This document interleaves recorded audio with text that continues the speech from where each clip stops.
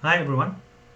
Today we are going to have a look at the golden thread of research, more specifically how to write a research assignment, or at least the start of a research assignment. So for example, your research problem. Your title as an example could be something to do with the perception of SME owners regarding the effects of load shedding on business sustainability. That's just an example of a title. So if I maybe read a few stuff and did some investigations and I noticed that, okay, this might be interesting, something valid to study, the next thing I could do is go and write a research problem. And when I go and write a research problem, there's few things I should do while going through academic sources and reading journal articles. Firstly, consider, is the study researchable? Can I go and survey or maybe interview people and ask them about their perception, or in this case the SME owners? Why is this an issue? I need to discuss that in my research problem. I need to reference that. What will we learn from conducting this research? What are we focusing on? So you have to be specific. And then what is the problem? You have to kind of contextualize the actual problem. And then, can the research actually be conducted? So you don't want to study Martians because you won't be able to have access to these Martians. So what should be in my research problem? Why is load shedding a problem for SME owners? Why study sustainability or business sustainability? What will we learn from this? So that should everything be in your research problem. You don't list these questions. You write it in a nice paragraph or two, elaborating on these points. And all in your research problem should be academic sources, academic references. So what is a theory? A theory is the academic foundation of every discipline. A magnifying glass to focus on a specific area of research. For example, a forest is a construct. Trees are concepts in your forest, your construct. So this is basically what a theory is. So the theory is the actual forest. The trees are concepts within your forest, concepts, words, phrases that link to your theory. So we're going to have a look now at what that might be in sustainability.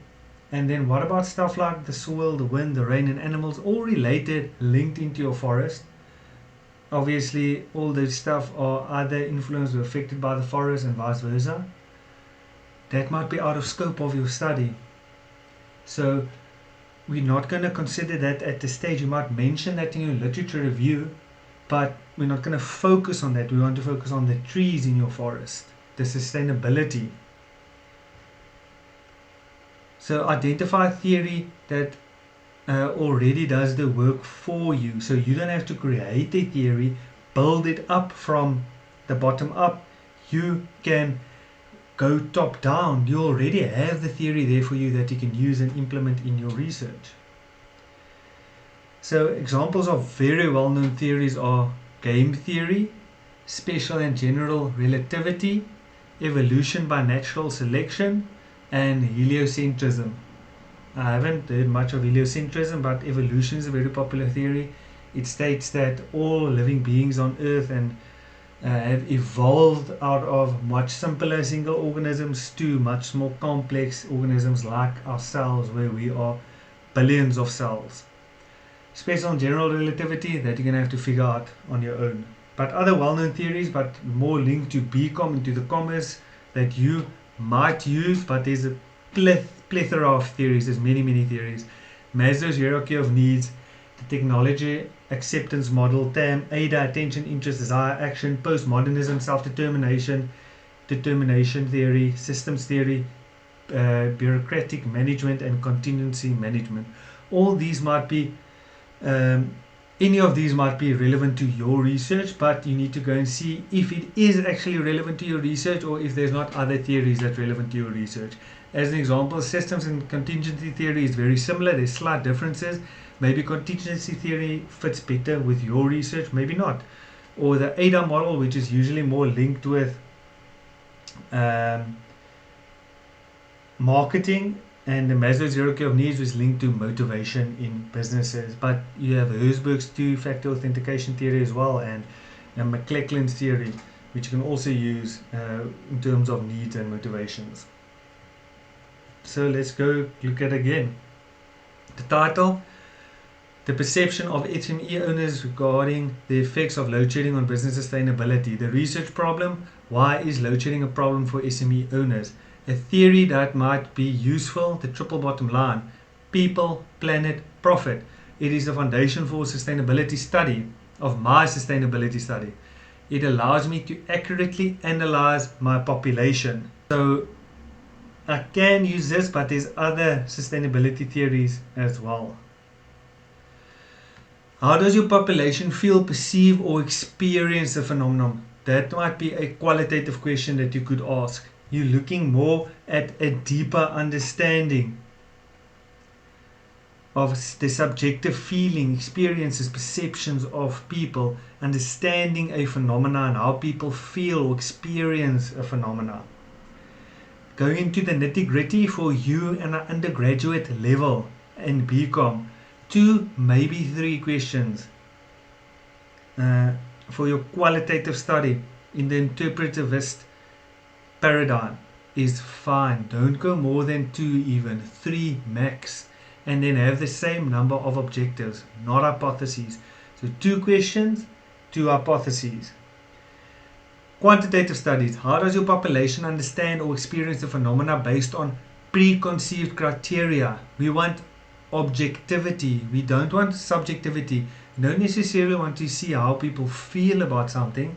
We rather want to see how people experience it in terms of preconceived criteria, meaning that we use close-ended questions in your survey, not in your quantitative research question in your survey, and we scale that using different types and sorts of scales, etc. So going into the nitty-gritty, 1, maybe 2 questions, but stick with 1. 2, maybe 3 hypotheses, but stick with 2. So if you have 1 quantitative question, and that's going to be linked to your title, I have 2 hypotheses, so a null and a positive hypothesis. If you want to do a third hypothesis, you can do kind of like a negative hypothesis. So there's no relationship between these 2 variables. There's a positive relationship and there's a negative relationship. But you don't have to do more than 1 question and 2 hypotheses. Title: the perception of SME owners regarding the effects of load shedding on business sustainability.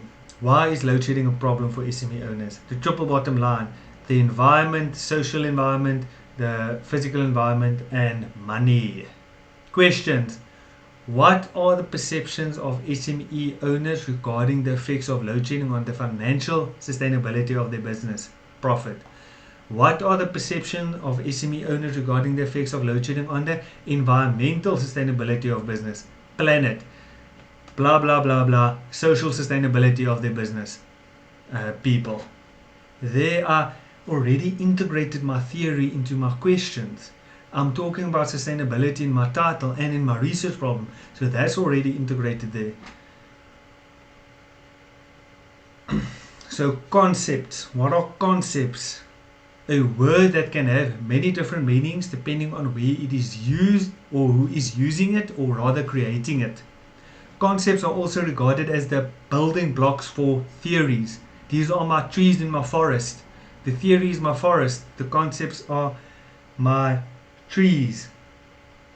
We already have a theory. We already have our forest. We already identified these concepts or some of these concepts. What is left? To conceptualize it, to define it by linking it to my research. It needs to be relevant to my research. A word that can have many different meanings, the meaning that fits with my research. So find academic journal articles that defines these concepts in relation to your study, that conceptualize these concepts in relation to your study. So my study, the perceptions of SME owners, my problem, why is load shedding a problem, my questions based on financial, people, planet, profit, and then my concepts. At least 3 is load shedding, SME owners, and sustainability.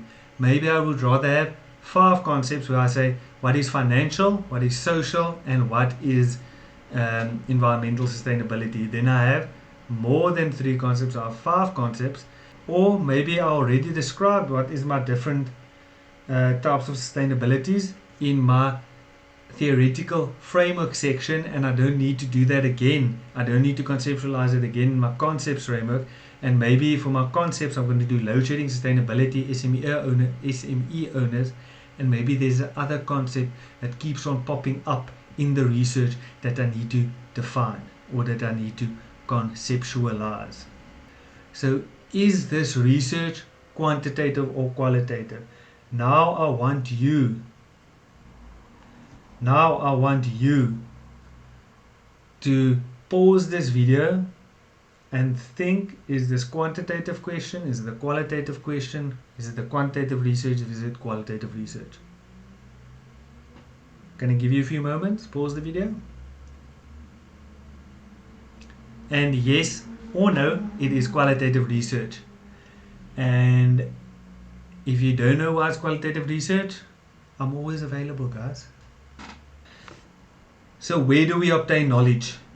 Number 1, journal articles. Use journal articles, find journal articles. There's a plethora of articles, hundreds of thousands of articles on load shedding, on sustainability, on SMEs, on SME owners, on the impact of load shedding on South Africa, on anything else in between.